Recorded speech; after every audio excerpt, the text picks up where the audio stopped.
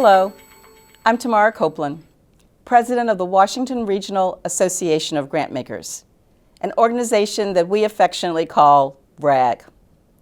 We support the philanthropic sector in Northern Virginia, suburban Maryland, and in the District of Columbia.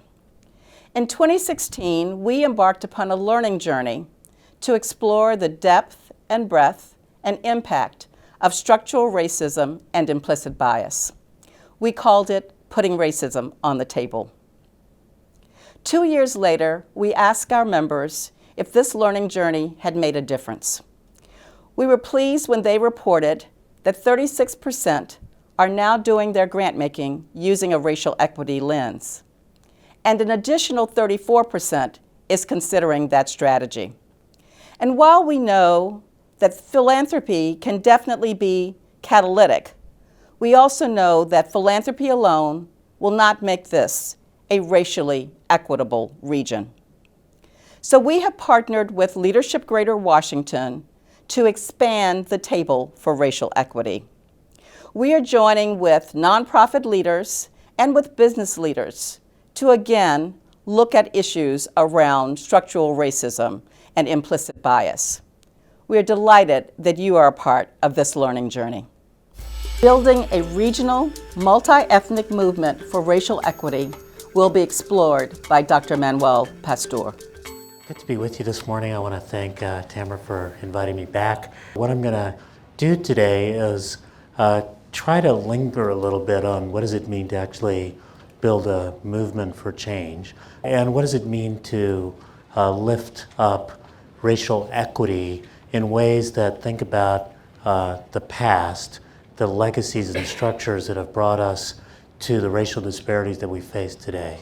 The present, which has to do with whether or not we've got the right kinds of participation and engagement to be able to change those structural relationships, and the future. And I think that's incredibly important for a place like the DC metropolitan area, because the sort of economic forces that are going on in this area are disequalizing and likely to cause more disparities in the future unless one pays some attention to them. So that's what I hope we get to today.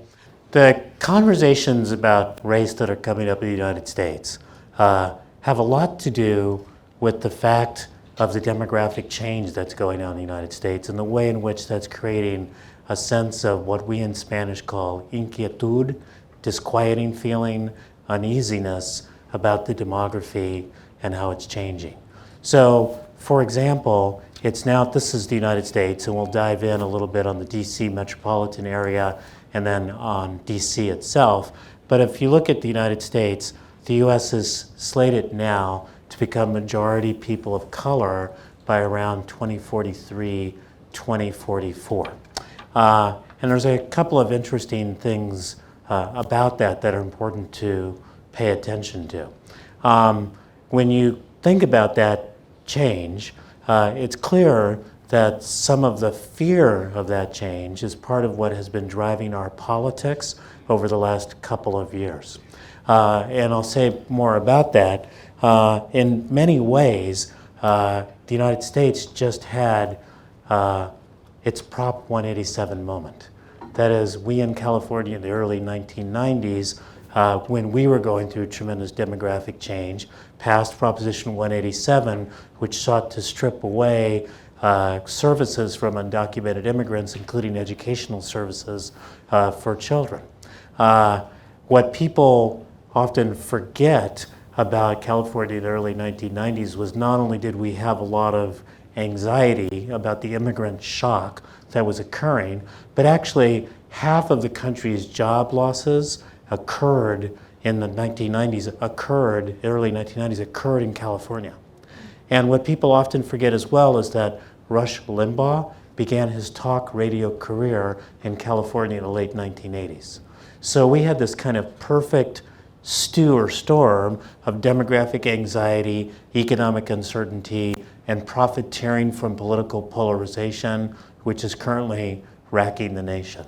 And we've kind of gotten to the other side of it. I'll talk a little bit about that toward the end. But the United States is going through that change right now. As you know, during elections, they're often sort of information-free zones. You would have been thinking that the thing that is driving that demographic change is immigration. But that is no longer the case. Immigration into the country has slowed down and stabilized. Immigrants from Asia are now outpacing immigrants from Latin America. And immigration from our traditional largest sending country, Mexico, is actually negative. There's more Mexicans going back to Mexico than coming into the United States. That's because of lower fertility rates in Mexico and a better economy. But that fact, the fact that there's more Mexicans returning to Mexico than coming into the United States, means that if we build a wall, we're just penning Mexicans in, which is, I'm pretty sure, not the intention of the administration, right? So, big demographic change, and what's driving it is no longer the immigration flows into the country. What's driving it is the sons and daughters of those immigrants being born in the United States. And that's what will be driving our demographic change moving forward.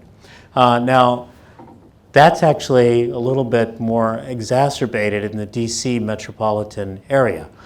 So if you look at the country, going from about 69% non-Hispanic white in 2000 to 47% non-Hispanic white in 2050, that's basically the demographic change that we see going on between 1980 and 2010 in the DC metropolitan area. So you're sort of ahead as a metro area of the rest of the country. California, of course, is even further ahead. That change, demographic change between 2000 and 2050 that I mentioned for the country as a whole, took place in California between 1980 and 2000. So this is what you look like going forward for the Washington metro area, reducing down to about 31% non-Hispanic white, 70% people of color from in about 2050. But the fascinating thing is to look at the city of DC itself as compared to that metro area. It's actually getting whiter. And it's projected to get whiter and whiter and whiter. So why is that? High housing prices, gentrification, displacement. So very interesting phenomena, which is a phenomena that's going on in the rest of the country as well, which is that diversity is really growing in America's suburbs. That's the place where many of our big cities are feeling gentrification pressures. People are being pushed out by high housing prices. They're arriving in some of the adjoining inner ring suburbs. One of the reasons why that's particularly important in thinking about this is that many of our suburbs are places where people sort of move to get away from civic life. There's often very few social services for new populations, and there's often very little community organizing, which is how populations that are disenfranchised or marginalized are able to get their issues onto the public square. So big demographic change in terms of the suburbs, and yet a sort of infrastructure not ready for that. But what's fascinating too about this demographic stuff is that, again, coming from California, what people imagine when they see that the country is going to become majority people of color by 2043, 2044, they often imagine that all that demographic change is going to occur in California, because that's where it occurred before. So what they're thinking is that California will become 150% Latino by 2050, sort of super Chicanos marching the earth, right? So, but really what's going on is it's happening in many other places in the country. If you look at the actual sort of fertility and growth rates, where you'll see this a little bit in the metropolitan. Let's look at the kids right now. So you do see, well, this is just for DC, this is like, you are a weird city because you're one of the few cities where white kids are on the rise.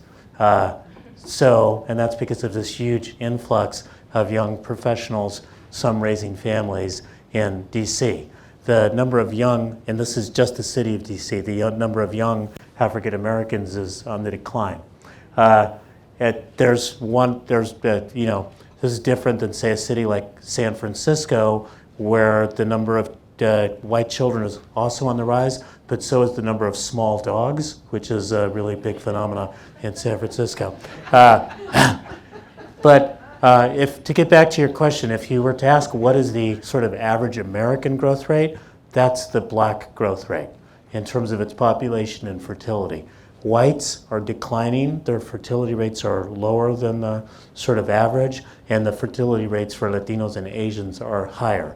But one of the things is that that's going to be changing as well, because as we have more, the Latino population is now much more US born than it was a while ago, and the immigrants who are in the country are much longer settled than they ever have been, and as a result, their family formation patterns are getting closer to the US norm, right, where people sense they don't need to have as many children.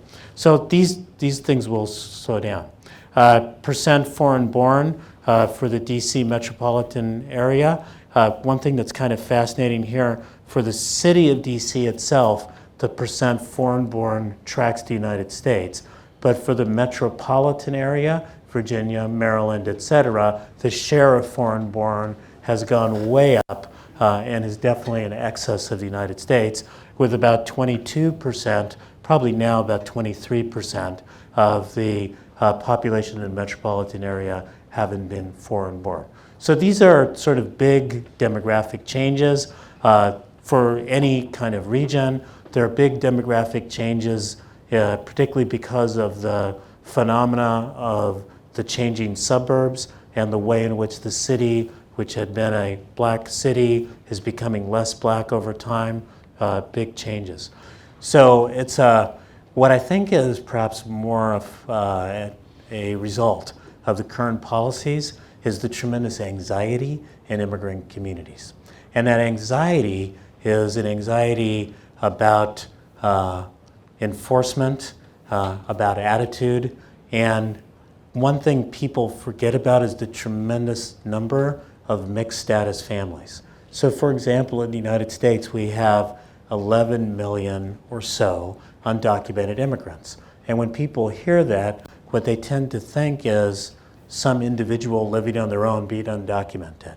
Well, in the same families of those 11 million undocumented are another 9 million US-born citizen relatives living in the same household, and another 2.5 million lawful permanent residents, people with visas, who live in the same household, who are family members. And that's not to speak of family members who live in a different house or in communities. So one of the things that's happened is that there's many more mixed status families than there were in the past, and partly because people have been here for a longer time, any deportation is much more likely to shred a family, disrupt a business, or damage a community than it was in the past. Does that make sense? Yeah. So there's a sort of high level of fear. So what does it look like geographically? This is a map of the DC metropolitan area in 1990. The green dots are black. This means both African American and immigrant black, which you have a big share of black immigrants here. The sort of orangey dots are Latinos, the red dots are Asian Pacific Islanders, the gray dots are non-Hispanic whites. As you move from 1990 to the most recent period, you'll see the way in which the green dots, the African American population, moving from the DC metropolitan area, and Latinos settling in everywhere throughout the metropolitan region. So that's the nature of the sort of demographic change. And all of this has occurred against a sort of interesting backdrop, and you could see part of what's caused the movement out as well by looking at the job growth rates. So this is from 1979 going forward and to 2014, the most recent year for which we had this data. And the blue line is the DC metropolitan area. The green line is the District of Columbia. The gray line is the United States. The earnings per job growth rate, interestingly, there's been pretty good This is how fast earnings are going up per job, and that's been both good in the DC metropolitan area and in the District of Columbia. But one of the things that's, of course, happened has been that this is the period that you're talking about of some recovery is something that's not benefited everyone. If you look at the unemployment rates by race and ethnicity, this is for the city of DC. You've got remarkably low unemployment rates for non-Hispanic whites, remarkably high unemployment rates for African Americans, and you can see they actually went up between 1990 and the most recent period. If you look at the Latino unemployment rates, they're higher than they are for whites, but much lower than they are for African Americans. So that's also the economic fortunes, and you'll see this as it's a good thing to kind of lift up. So if you look at the black unemployment rate, what do you notice? It's really high. The Latino unemployment rate, higher than for whites, but not as high, right? Now let's look at the poverty rates.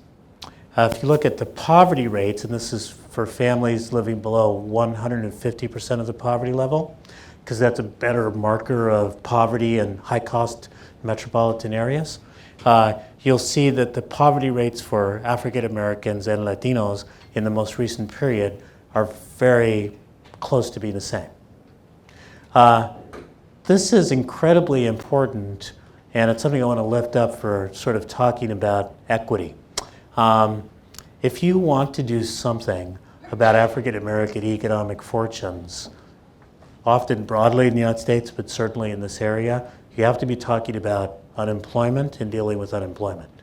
You also have to, in many metropolitan areas, including this one, be talking about reentry, because of roughly 25% of African American males between 25 and 35 are carrying a incarceration record.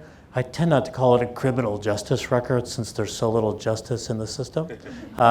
They tend to be carrying around an incarceration record that makes it difficult for them to secure employment.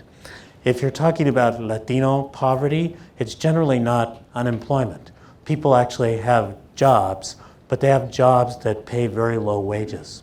So there you're talking about the need to raise wages through unionization, through education, job training, also through trying to get rid of draconian immigration enforcement.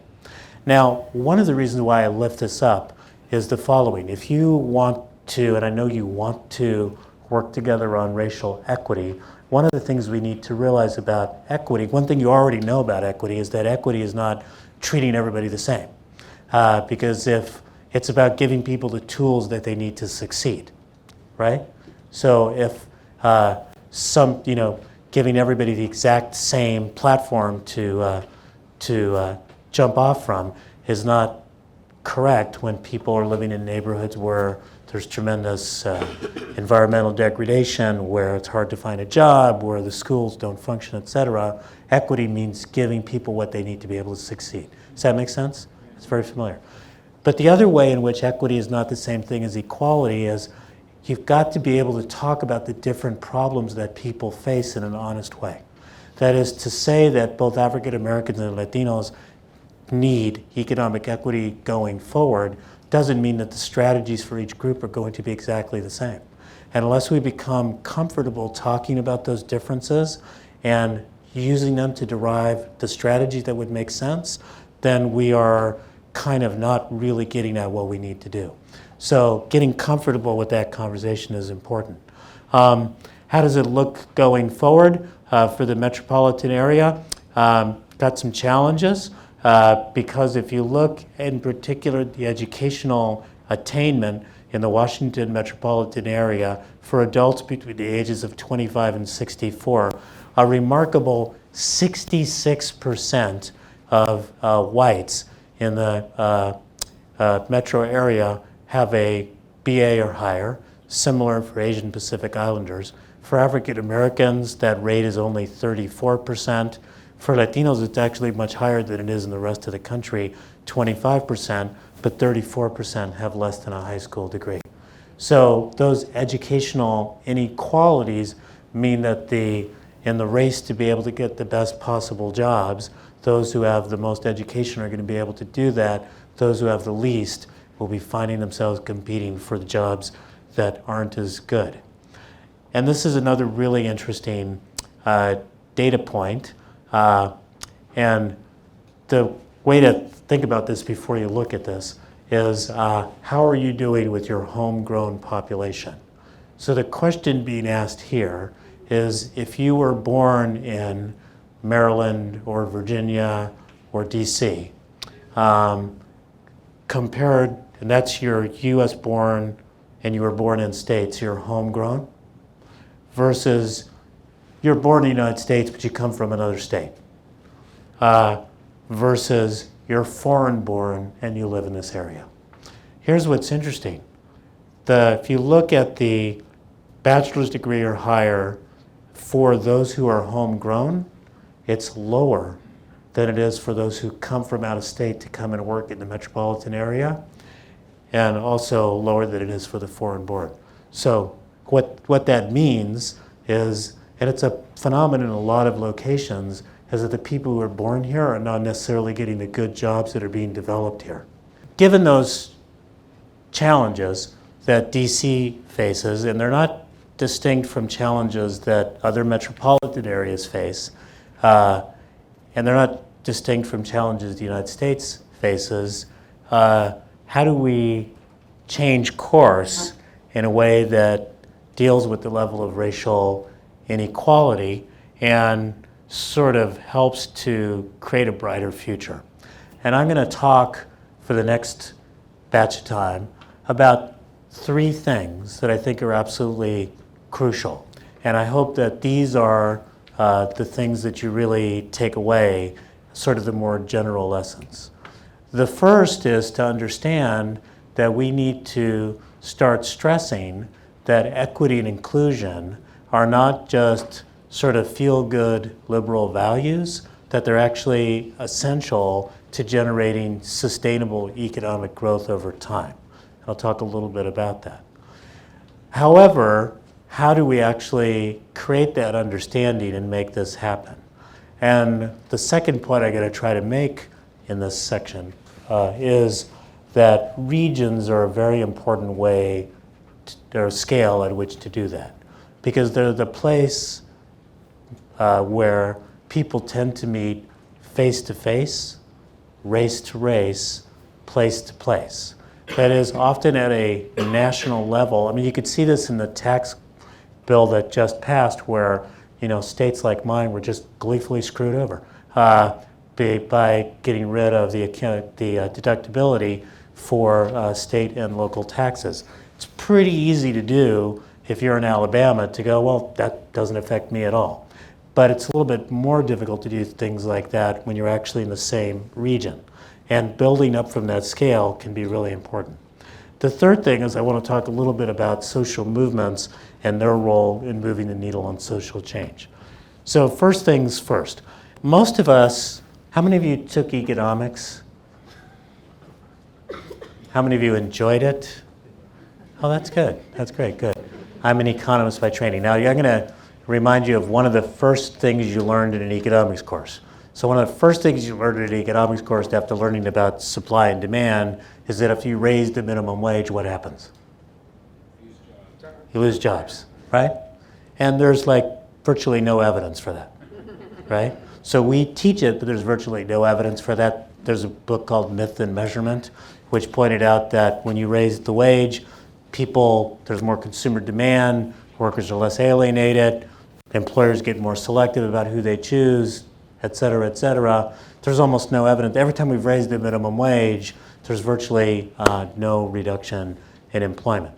Here's the second thing we teach in economics that, so it's still taking us a long time to shake that one out of our heads, right? But here's the second thing we teach you in economics, which is that inequality, while you might not like it because it sort of is against your values, it's actually good for economic growth, because with inequality, you get incentives. Some people are going to get ahead, so they'll work harder, and you get more savings. That's going to lead to more investment, et cetera, et cetera.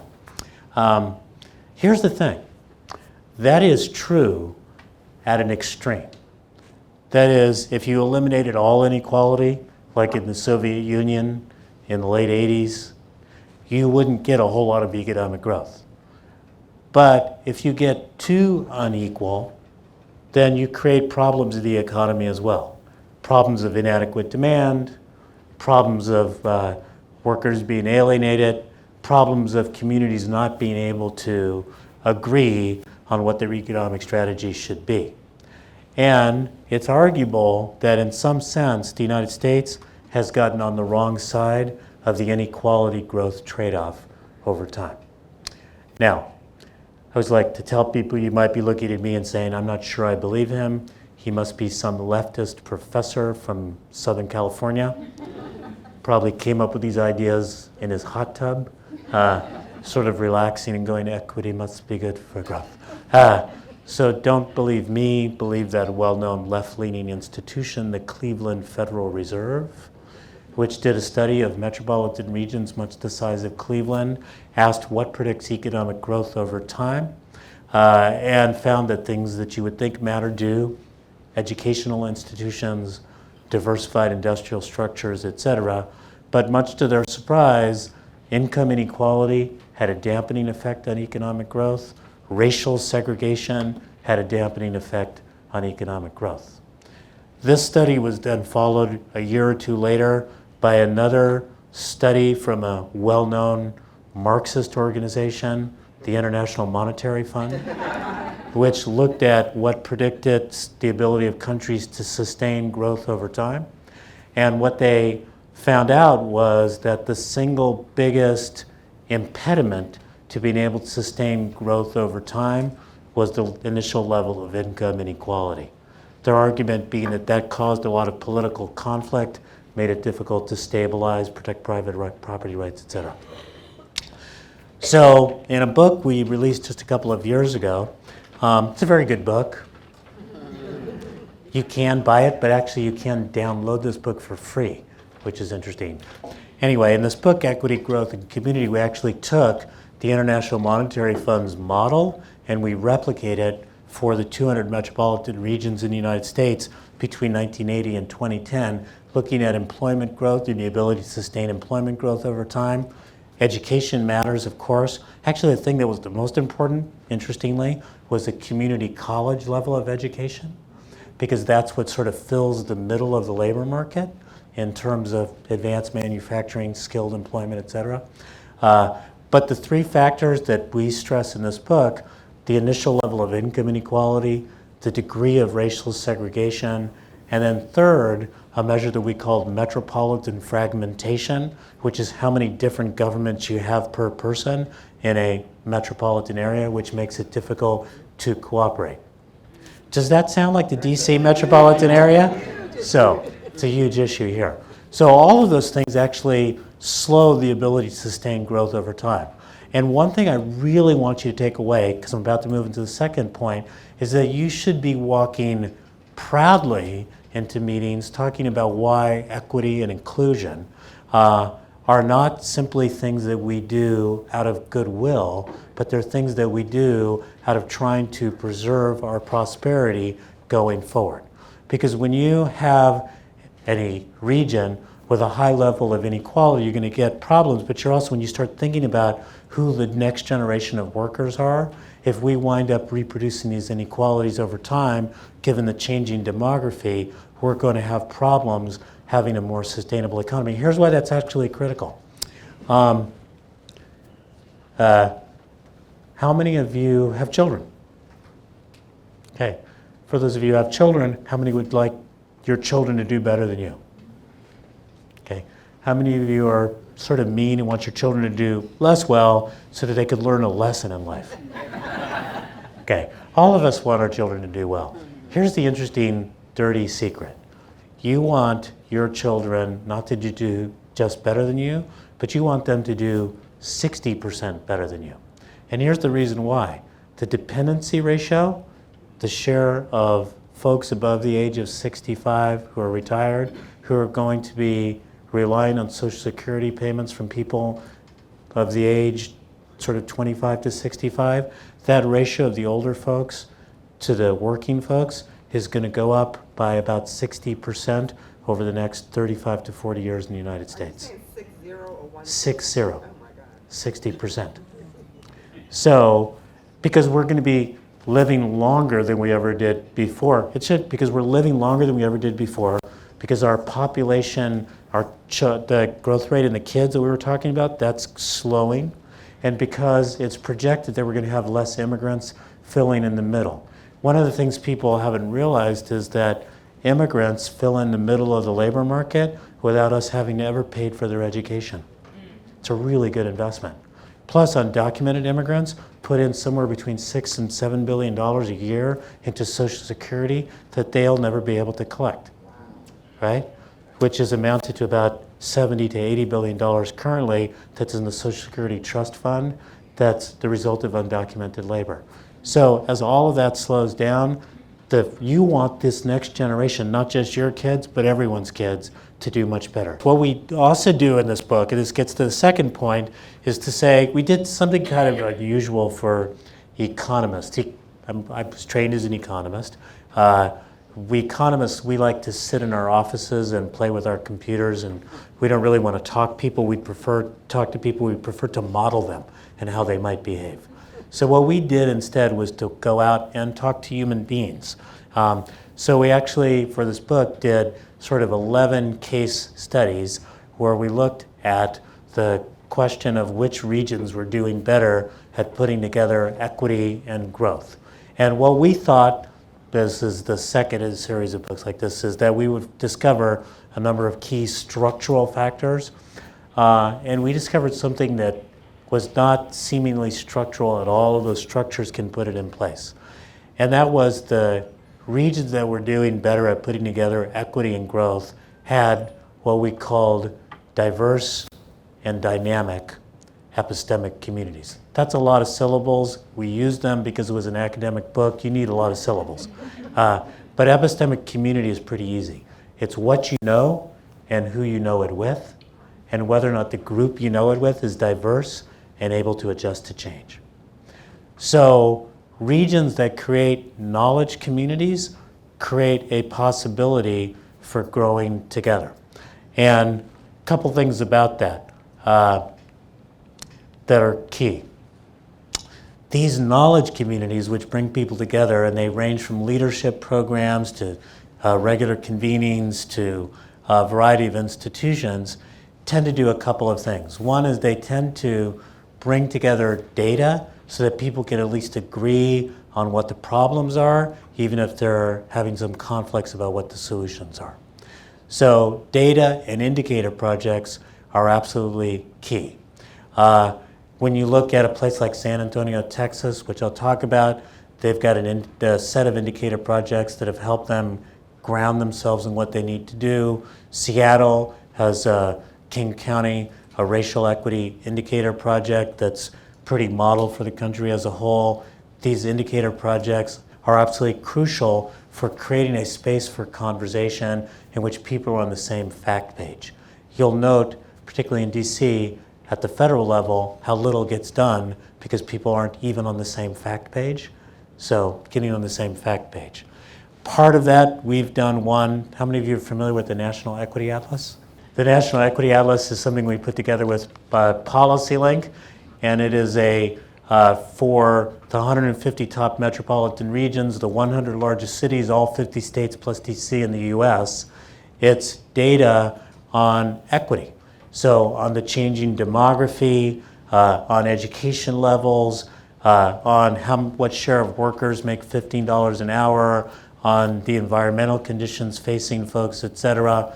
And all of it is broken down by race, gender, and nativity, including taking populations like blacks in the DC area and breaking that down between US born and immigrants to take a look at those differences, right? Because we think that that kind of disaggregation is really key to lifting up these issues. So data and dialogue.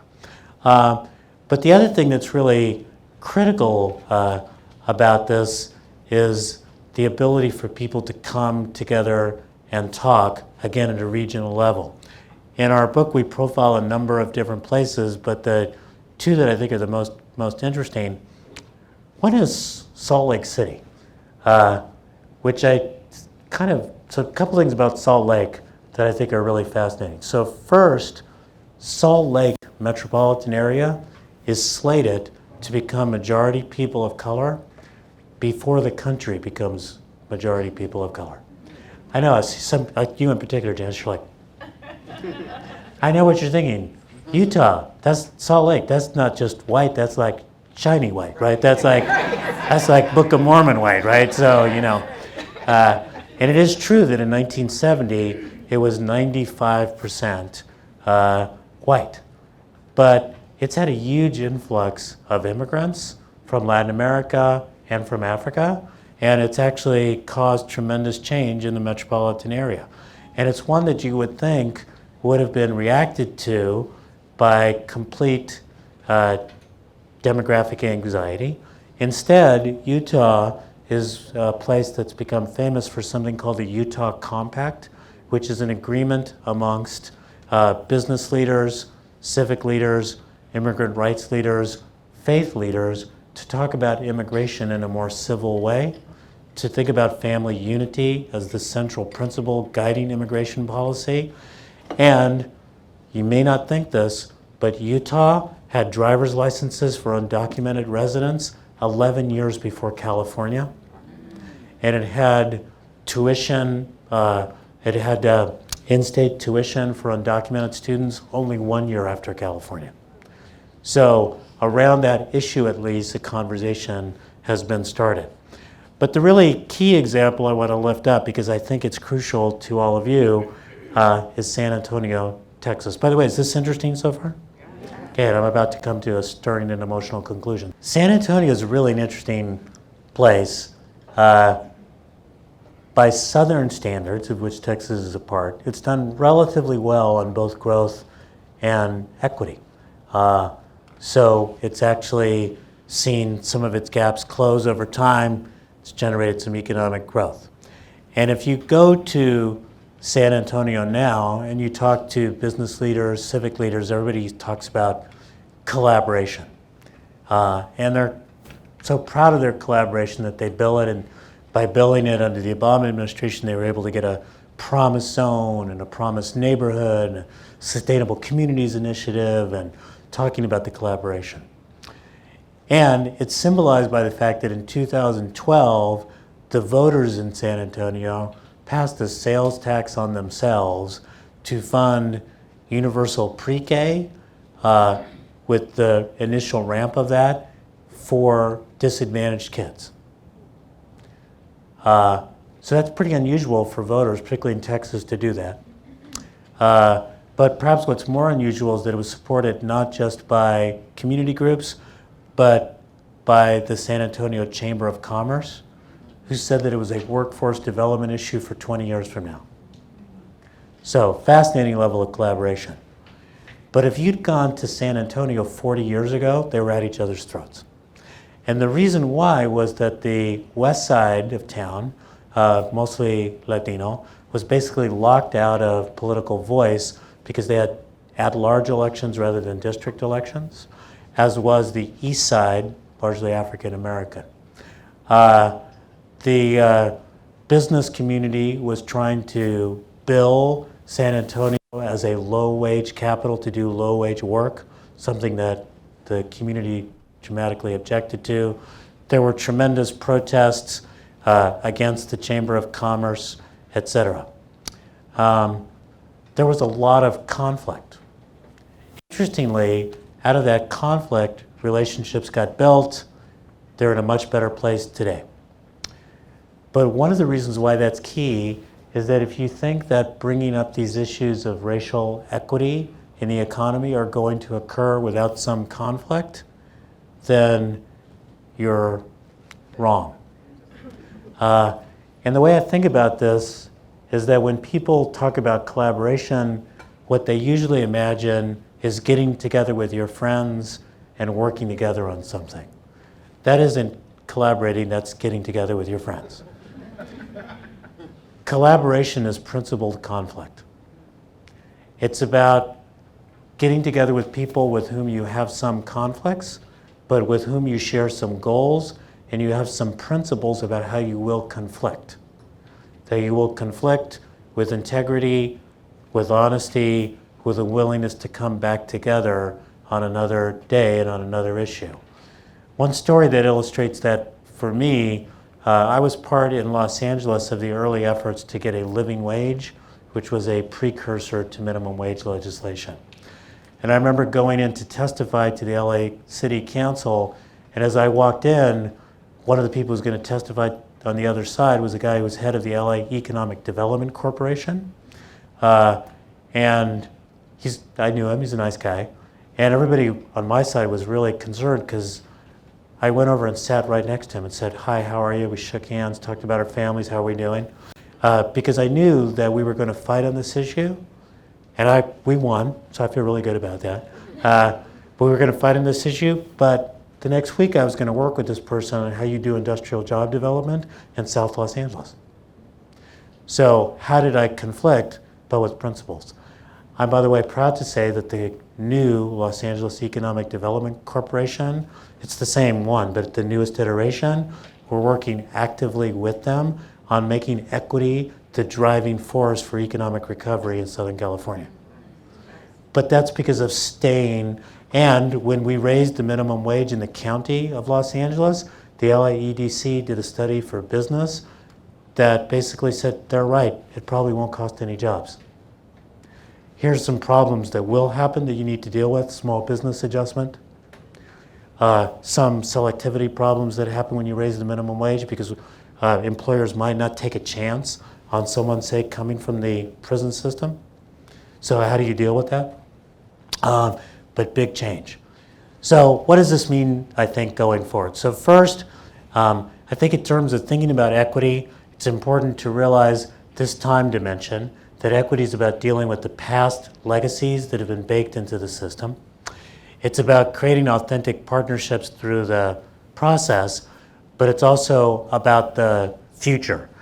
And here, I think, the big thing is trying to think about these issues of displacement and gentrification in DC, what that means for the fabric of the Black community, what the concerns are kind of moving forward over time.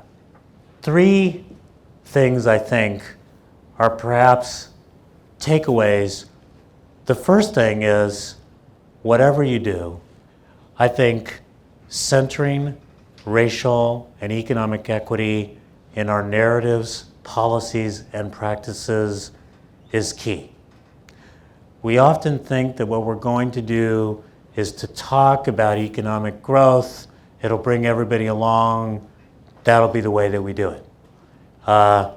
That's not going to do it unless we lift up these disparities and have intentional strategies to address them and make that part of the economic growth strategy for our regions. It's often also easier to talk about the economic issues than to talk about the persistent racial inequality that pervades so much of our system. I think, though, it's crucial to continue to raise it and to center it and to put it forward for a couple of different reasons. One is to animate and engage particularly people of color in this process by making sure that they're seen, but also because we find ourselves often thinking that it's very difficult or uncomfortable to talk about race. I think I've talked about it quite a bit in this talk. And I think you can talk about it without discomfort. Discomfort might be caused, but if we continue to talk about it, we can create spaces for the conversations to occur. Second thing, it's absolutely critical to develop equity and indicator projects to track progress and to ensure accountability. So to me, that's a really critical thing to be thinking about. And then the third really echoes the point that I just made which is that you've got to expect that if you're lifting up difficult issues, that there will be some challenges along the way. Equity and inclusion do not always enter the room politely. They often enter with the angry community group that is disenfranchised and wants to make sure that its voices are heard. It often enters by the sheer terror of an immigration system that's ripping at the border children from parents, which we feel horrible about until we think that every day these deportations that are not on the border are ripping parents from children, and that children coming home every day live in fear that they might arrive and that their parents won't be there. So those issues are not going to get to the table in ways that are always comfortable and polite and neatly phrased and designed not to offend. They will get there in ways that are shocking, disruptive, uncomfortable, and it is up to us to make the table large enough for those issues to be there, to make the meeting spaces big enough so that those authentic voices enter, to make our hearts big enough to listen to those stories and that pain, and to make our coalitions big enough to be able to do something about it. Thank you to United Philanthropy Forum for making the videos possible. With every video, there's a viewing guide and a discussion guide to facilitate your use of this resource. I really want to thank you for being a part of this learning series, for being a part of expanding the table for racial equity. And in the words of James Baldwin, not everything that is faced can be changed, but nothing can be changed until it is faced. Thank you.